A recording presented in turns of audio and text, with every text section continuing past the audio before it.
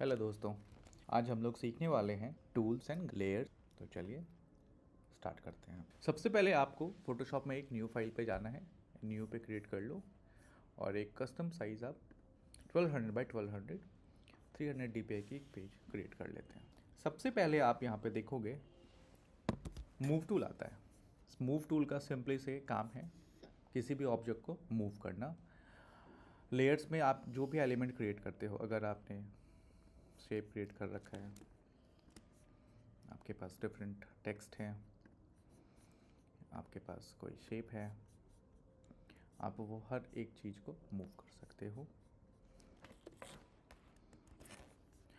आपके पास ये तीन चीज़ें हैं। इन तीन चीज़ को मूव करने के लिए आपको मूव टूल की ज़रूरत पड़ती है। आपको अगर यहाँ से कोई एक एरिया है सेलेक्ट करना है तो उसके लिए आपके पास आता है रेक्टेंगुलर मार्कर टूल। रेक्टेंगुलर का काम है आपका, आप क्लिक करते हो और जहाँ तक आप ड्रॉप करोगे जिस भी एरिया में, वो एरिया सेलेक्ट होगा। और ये मार्चिंग कैंड्स एक आप देखोगे एक हल्की सी एनिमेटेड लाइंस जो है कंटिन्यूसली चालू रहेंगी। इसका मतलब ये है कि इस पूरे आर्टवर्क, इस पूरे कैनवास में इतना एरिया सेलेक्टेड है। आप जब तक इसको डीसेलेक्ट नहीं करते हो वो एरिया वहाँ पे सेलेक्टेड रहेगा। अब आप अगर किसी भी इस सेलेक्टेड एरिया में आपने लेयर पे काम किया, लेयर सेलेक्ट करते हैं, आप यहाँ पे जो भी करोगे वो हर एक चीज़ उसके अंदर ही होना है। इसको एक नए तरीके से समझते हैं। हम किसी एक इमेज को ओपन कर लेते हैं। हम फाइल में जाके, अगर आपके सिस्टम में कोई इमेज पड़ी हुई है आप उसको खोल लो। तो चलिए आज हम एक फ़ाइल खोल लेते हैं। अब जैसे दोस्तों ये एक मोबाइल का वॉलपेपर है जो कि मैंने बहुत पहले क्रिएट किया था। अब इस वॉलपेपर में अगर मुझे किसी एक ऑब्जेक्ट को सेलेक्ट करना है या मूव करना है, क्योंकि ये जेपेग फाइल है, ये जेपेग फाइल में आप मूव करोगे तो ये कुछ भी मूव नहीं होने वाला, क्योंकि अभी ये लेयर आपका लॉक है। लेयर का कॉन्सेप्ट आप इस तरह से समझ सकते हो कि जैसे कॉपी की पेजेस होती हैं, एक के ऊपर एक लेयर्स, उस तरह से लेयर्स काम करता है। अभी इसमें सिर्फ एक ही लेयर है और ये इमेज है, इस वजह से आप इसको बैकग्राउंड में इसको आप तोड़ सकते हो डबल क्लिक करके और ये लेयर में कन्वर्ट हो जाएगा। अब यहाँ पे आप अगर मार्क्यू टूल से सेलेक्ट करते हो किसी भी पार्ट को, आपने यहाँ से ड्रैग करके यहाँ पे छोड़ दिया। इसके बाद अगर आप मूव करते हो वी प्रेस करके, अगर आप मूव करते हो तो वो एरिया कट करके वो मूव कर देता है। सिंपल। आप यहाँ से अगर ब्रश टूल लेते हो और अगर आप पेंट करना स्टार्ट करते हो तो आप देखोगे वो सिर्फ उतने ही एरिया में पेंट कर रहा है, बाकी के पार्ट इस सिलेक्शन एरिया से वो बाहर नहीं जा रहा है। तो फोटोशॉप सिलेक्शन बेस्ड ही काम करता है। बाय डिफ़ॉल्ट अगर आप कुछ भी सेलेक्ट नहीं कर रहे हो तो पूरे कैनवास को वो सेलेक्ट रखता है। सेलेक्शंस के लिए तीन टूल यहाँ पे आपको दिखते हैं। आप रेक्टेंगुलर मार्कर टूल है, इसको अंडू कर लेते हैं और एक बार डी सेलेक्ट कर लेते हैं। देखते हैं सेकंड टूल हमारा है लेज़ो टूल। लेज़ो टूल का भी काम ये है, बट आप इसमें यहाँ पे स्पेसिफिकली आप इसको किसी भी फ्री हैंड ड्राइंग के जैसे आप सेलेक्ट कर सकते हो एरिया। यहाँ पे आप देखोगे ये चार छोटे छोटे ऑप्शंस हैं अवेलेबल। यहाँ पे न्यू सिलेक्शन के लिए है, अगर आपको एक नया सिलेक्शन लेना है आप नॉर्मली आप अगर आपको सिर्फ ओम सेलेक्ट करना है आप यहाँ से जाओगे और ये ड्रॉ करके ओम को सेलेक्ट कर सकते हो। आप इसको मूव भी कर सकते हो, आप इसको सेलेक्ट करके मूव कर लिए। आप यहाँ पे चाहो तो आप इसको यहाँ पे रख लो या यहाँ पे रख लो। अब चूंकि ये सेम लेयर पे काम हो रहा है इसलिए ओवरलैप हो रहा है। आप अगर उसको चाहते हो कि ये एरिया सेलेक्ट करके एक नए लेयर पे आ जाए, शिफ्ट कंट्रोल जे प्रेस कर देना है। शिफ्ट कंट्रोल जे आप जैसे प्रेस करते हो वो जो एरिया आपने सेलेक्ट किया था वो एक नए लेयर पे ले आएगा। और आप जब इसको ऑफ करके देखते हो तो ये देखो वो एरिया आपका वहाँ पे ट्रांसपेरेंट हो गया है। अब आप इस ट्रांसपेरेंट एरिया में भी नया लेयर लेके बैकग्राउंड में अगर हम इसको कलर फिल कर देते हैं तो ये कवर अप हो जाएगा और आपका ये लेयर अलग हो जाएगा। सो अब यहाँ पे कलर फिल करने के लिए हम क्या करेंगे, यहाँ पे आप देखोगे आई ड्रॉपर टूल है, आई ड्रॉपर पे क्लिक कर दो और यहाँ से क्लिक करके आप कलर पिक कर सकते हो। कलर आपने जैसे ही लिया आप यहाँ पे देखोगे लेफ्ट साइड में फोरग्राउंड कलर में आपका वो कलर आ चुका है। आप यहाँ से एडिट में जाके feel foreground colour and layer make sure करना कि आप जिस लेयर पे फिल करना चाह रहे हो वो ही लेयर सेलेक्टेड हो। आप यहाँ से जाओगे और ओके कर दो, और इस तरीके से आपने वो एरिया मैनुअली सेलेक्ट करके फ्री हैंड उसको कंट्रोल शिफ्ट जे प्रेस करके काट के अलग रख लिया, और ये आपका बैकग्राउंड में फिल कर दिया। आप चाहो तो इस लेयर को ऑफ करके भी देख सकते हो, ये कंप्लीट में फिल है। ये बैकग्राउंड आप अगर ऑफ करते हो तो आपको ट्रांसपेरेंट दिख रहा है। चलिए आगे चलते हैं। अब वापस से आप जब इस लेयर को देखते हो आपको यहाँ पे दिखेगा मूव करने पे कि ये ओवरलैप हो रहा है। ये वाइट एरिया पे भी हम चाहते हैं कि इसके ऊपर ओम आ जाए, बट ये अभी इसके ऊपर आ नहीं रहा है। क्यों? क्योंकि कटआउट में ऑलरेडी पीछे जो है बैकग्राउंड कलर में पर्पल कलर है। अब अगर मुझे ये पर्पल कलर ही स्पेसिफिकली हटाना है तो इसके लिए हम दूसरा टूल यूज़ करेंगे। हम क्या करेंगे, सबसे पहले नीचे की दोनों लेयर्स को ऑफ कर देंगे। अब ये लेयर रह गया। इस लेयर में हम देखेंगे कि सॉलिड एरिया कौन सा है जिसे हटाना है। आप यहाँ पे देखोगे अब लेजर टूल के नीचे आता है मैजिक वेंड। ये जादू की छड़ी है। आप इस पर क्लिक करते हो और जिस भी कलर पे क्लिक कर दोगे वो सेलेक्ट हो जाएगा। आपको पहले भी बताया था, सिलेक्शन के बेस पे ही दूसरा फंक्शन काम करता है। आपने इस पर क्लिक किया, जैसे ही इस पर क्लिक करोगे आप देखोगे कि ये पूरा कलर जहाँ तक कवर हो रहा है इस पूरे लेयर पे सारे सेलेक्ट हो चुके हैं। अब आप सिंपली यहाँ से डिलीट प्रेस कर दो और वो एरिया आपका देखोगे उड़ा दिया है। चूँकि इसके बीच में भी पर्पल कलर था वो रिमूव नहीं किया, वो इसलिए रिमूव नहीं हुआ क्योंकि आपने इस लेयर में यहाँ पे एक छोटा सा ऑप्शन आता है, इसको आपको ऑफ कर देना है। अब वापस से हम सिलेक्शन लेते हैं।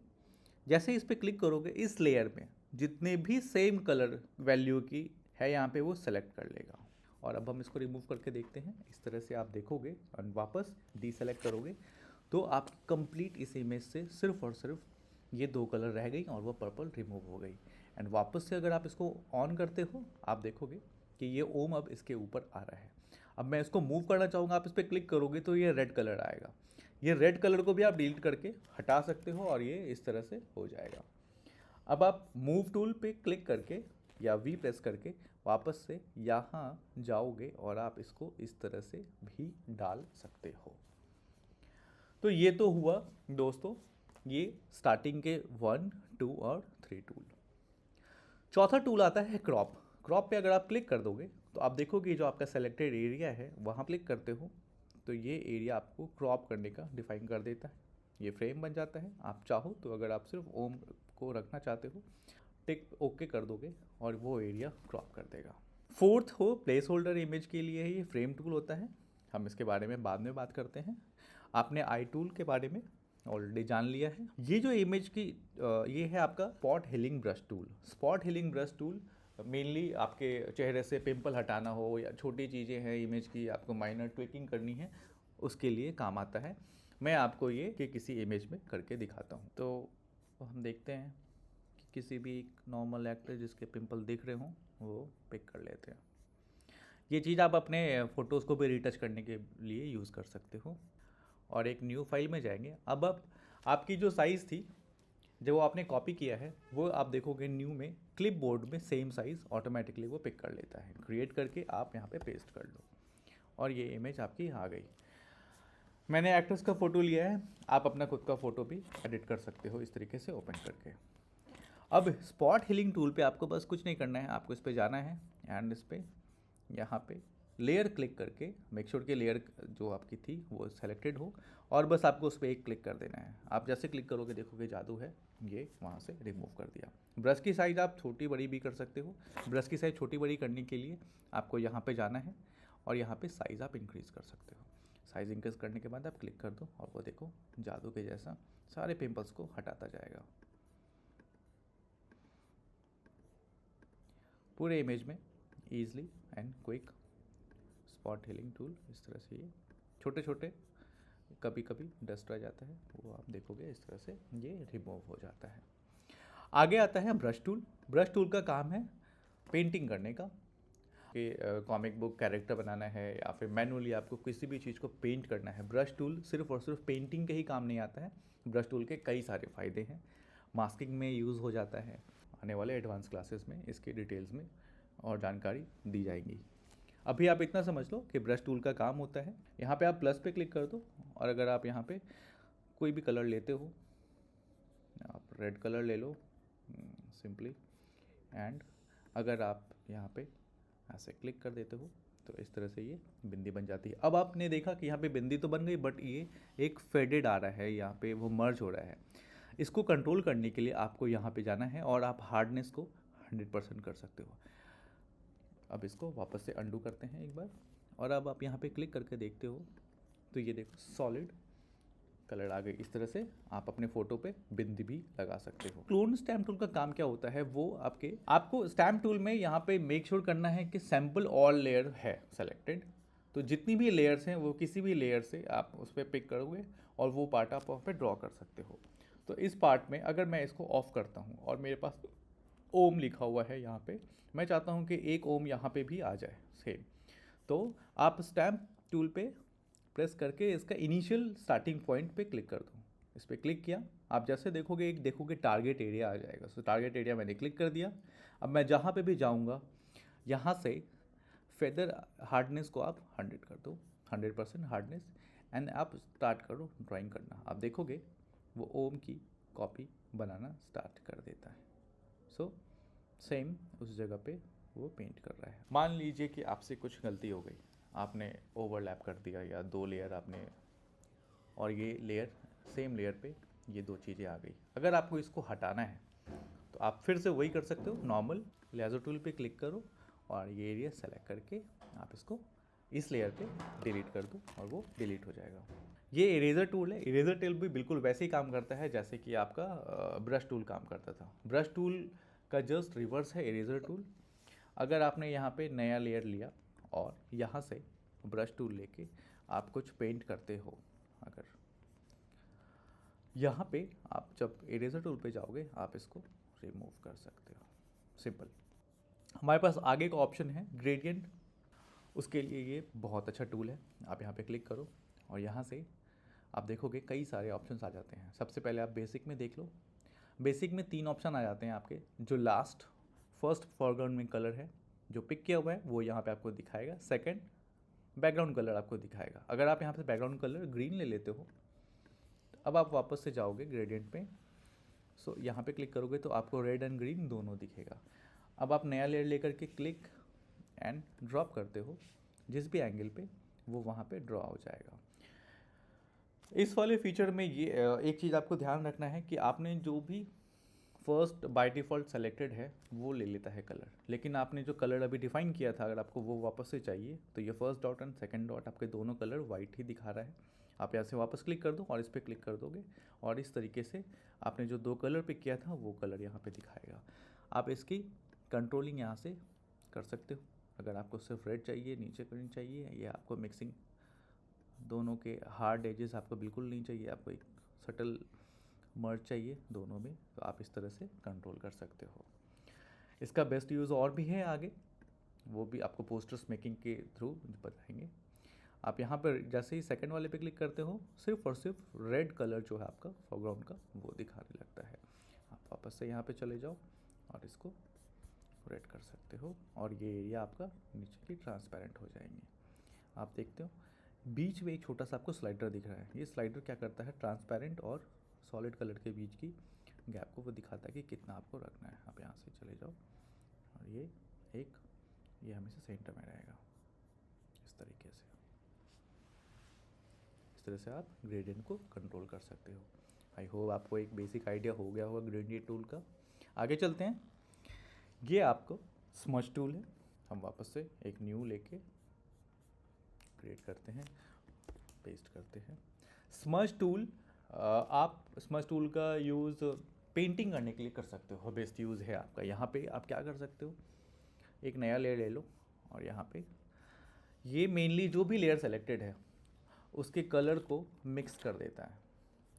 यहाँ से आपके पास कई सारे ब्रश सेलेक्ट करने का ऑप्शन आता है। आप इस पर क्लिक कर दो, सॉलिड। आप यहाँ पे देखना है स्टैम्प टूल है, तो ये स्टैम्प टूल का ब्रश आ रहा है। आपको नॉर्मल मेक श्योर करना है कि ब्रश आपकी बिल्कुल प्लेन हो, उस पर कोई आइकन ना बना हुआ हो। आप इस पर क्लिक करके यहाँ पे जैसे ही क्लिक करना स्टार्ट करते हो आप देखोगे अभी इसमें कुछ हो नहीं रहा है, तो आप यहाँ पे सैम्पल ऑल लेयर कर दो और ये नया लेयर रखना ताकि आपकी जो बैकग्राउंड इमेज है वो ख़राब ना हो। अब आप यहाँ पे जब ऐसे ड्रॉ करते हो तो आपको दिखेगा कि ये बैकग्राउंड में जो कलर थी उसके बेस पे ड्राइंग कर रहा है। तो आप किसी भी कैरेक्टर की पेंटिंग करने वक्त इसकी एक बेसिक आपको आउटलाइन देनी, आप इसको ऑफ करके देखोगे तो ये एक वाटर कलर पेंट इफेक्ट वाला फील देने लगता है। आप वापस से यहाँ पे इसकी आइज़ पे क्लिक करके इसको ड्रॉ कर सकते हो। यहाँ पे इस पर क्लिक करते जाओ। स्ट्रेंथ आपकी यहाँ पे आपको डिपेंड, आप अगर स्ट्रेंथ कम रखते हो और उसके बाद आप ड्रॉ करते हो तो काफ़ी हद तक आपको ट्रेसिंग जो है अच्छी रिजल्ट मिल जाएगी। आप जितना ज़्यादा स्ट्रेंथ डालोगे वो उतना ज़्यादा लिक्विफाई उसकी करती जाएंगी और आपकी ट्रेसिंग की क्वालिटी उतनी अच्छी नहीं आती। अब आप इसको ऑफ करके देखोगे तो ये आइज़ जो है ट्रेस हो गई हैं। इस तरीके से आप पूरे पोस्टर से आउटलाइन जितने भी डार्क वैल्यूज़ हैं आप सिर्फ उसको ड्रॉ कर सकते हो। और ये पोस्टर मेकिंग में एक बहुत अच्छा क्रिएटिव आर्टवर्क क्रिएट आप इसके थ्रू कर सकते हो। आप सिर्फ फ़ोटोज़ पिक करो और अब वहाँ स्मज टूल आप चलाते जाओ बस। अब इसको आप यहाँ से अगर ऑपेसिटी को कम करते हो तो आपको थोड़ी बहुत पेंटिंग करने की बेसिक्स मिल जाएंगे। डिजिटल और कैरेक्टर मेकिंग और आपके मेट पेंटिंग की सारी क्लासेस में आपको बाद में लूँगा। आप बस इतना समझ लो कि पोस्टर्स बनाने के लिए इसकी आप बेस के जैसा आप इसको ले सकते हो। चलिए आगे चलते हैं। ये है आपका टॉर्च टूल और आप इसके आँखों के नीचे ये देखोगे जो डार्क एरिया है उसको लाइट करने के काम आ रहा है। यहाँ से बर्न टूल होगा, इसके नीचे बर्न टूल आता है। बर्न टूल अगर आप कर दोगे तो किसी की आँखों के नीचे डार्क सर्कल बनानी है तो आप उसको बर्न टूल से बना सकते हो। किसी की चोट के निशान बनानी है, आप मूवीज़ वगैरह में देखते होगे कि एक्टर को दिखाता है चोट लग गया है फ़ोटोज़ में, तो इस तरह से बर्न टूल को बहुत ही लाइट एक्सपोजर के साथ आपको यूज़ करना चाहिए सो दैट कि वो बहुत ज़्यादा हार्ड ना लगे। ये बिल्कुल वैसे ही अगर आपको चोट लग जाती है उसकी चोट के निशान दिखानी है आपको, थोड़ी सी तो रेडनेस करनी है, डार्क करनी है वो एरिया। अगर आपको एरिया ब्राइट करनी है आप वापस से डॉज टूल पे जाके एरिया में शाइनिंग ला सकते हो, मेकअप करने के काम आता है। सो ये मेनली। आगे पेन टूल है, आप यहाँ पे जाओगे, अब इसको बंद कर देते हैं, don't need that. Pen tool का काम आप कई मल्टीपर्पज़ इसके यूज़ हो सकते हैं। फ़िलहाल तो पेन टूल से नॉर्मली अगर आपको सिलेक्शन ही लेना है तो आज बेसिक क्लास है तो सिलेक्शन के लिए ही इसका इस्तेमाल कर लेते हैं। आप जब क्लिक करते हो आपको क्लिक करते जाना है, क्लिक करते जाना है, वो एरिया आपको यहाँ से स्टार्ट से लेके एंड तक। आपने नॉर्मली अभी क्लिक किया और ये एक बेसिक सी आप देखोगे शेप क्रिएट हो गया है। अगर आपको इसको एज अ सिलेक्शन यूज़ करना है, आपको शेप नहीं क्रिएट करना है, तो आप यहाँ पे जाओ और इसको एज अ पाथ क्रिएट कर दो। अब आप यहाँ पे जब आप क्लिक करोगे तो ये सिर्फ एक पाथ लेगा, कंट्रोल एंटर करोगे और वापस से वो उस पाथ को सिलेक्शन में कन्वर्ट कर देगा। इसके बाद आप यहाँ से चाहो तो आप इस एरिया को क्लिक करके कंट्रोल शिफ्ट जे प्रेस करके कट आउट कर सकते हो। आप इसको ऑफ करोगे। अभी आपने यहाँ से जब कट किया तो आप आपने ध्यान दोगे यहाँ पे ग्रीन कलर आ गया। ये ग्रीन कलर इसलिए आया क्योंकि यहाँ पे बैकग्राउंड में आपका ग्रीन कलर था। अगर आपके बैकग्राउंड में यहाँ पे वाइट होता, अब मैं अंडू करके देखता हूँ वापस से एक बार, कंट्रोल शिफ्ट जे प्रेस किया, आप देखोगे वाइट आ गया। वाइट ये इसलिए आया, लास्ट टाइम हमने जब कंट्रोल शिफ्ट जे प्रेस किया था तो वो ट्रांसपेरेंट हो गया था, लेकिन यहाँ पे वाइट इसलिए हुआ क्योंकि ये बैकग्राउंड लेयर लॉक है। अगर आपका लॉक्ड है तो वो फोरग्राउंड आपका बैकग्राउंड कलर यहाँ से पिक कर लेगा, वो ट्रांसपेरेंट नहीं रहेगा। तो आप मेक श्योर करना कि आपका जो लास्ट बैकग्राउंड कलर है वो एक एज अ लेयर हो। तो आप इसको यहाँ पे डबल क्लिक करके लेयर बना दो। अब हम इसको कंट्रोल शिफ्ट जे प्रेस करके कट आउट करते हैं। आप देखोगे कि ये कट हो गया है और ट्रांसपेरेंट हो गया है। अब इस ट्रांसपेरेंसी को आप फिल कर सकते हो, क्लिक किया और यहाँ से कलर पिक करके कलर फिल कर दिया और इस तरीके से आपके पास मूव करने का ऑप्शन आ जाता है। इस ऑब्जेक्ट को आप यहाँ से इसको सेलेक्ट करके नॉर्मली कहीं भी प्लेस कर सकते हो। अगेन इसको अब इसको हटाना है, हटाने के लिए आपको पहले भी बताया था, आप इस लेयर को ऑफ़ कर दो, इसको ऑफ़ कर दो और जो सॉलिड कलर है यहाँ से इसको सिलेक्शन लेके डिलीट कर दो। वापस से इसको ऑन कर लेंगे हम। यहाँ नीचे वाली लेयर को भी ऑन कर लेंगे और वी प्रेस करके हम इसको मूव कर सकते हैं। आपके पास ये ऑप्शंस हैं। तो दोस्तों आपके पास आज हमने आपको टूल्स की बेसिक सारी बता दी हैं। नीचे के जो 3 बच गए हैं, ये शेप टूल है, ये ऑलरेडी बहुत ही बेसिक्स है। यहाँ पे आपको ये 4-5 शेप्स मिल जाते हैं। एक है कस्टम शेप। कस्टम शेप पे आप जब जाते हो, यहाँ पे आपको प्री डिफाइंड कुछ शेप्स होते हैं फोटोशॉप पे आपको मिल जाते हैं।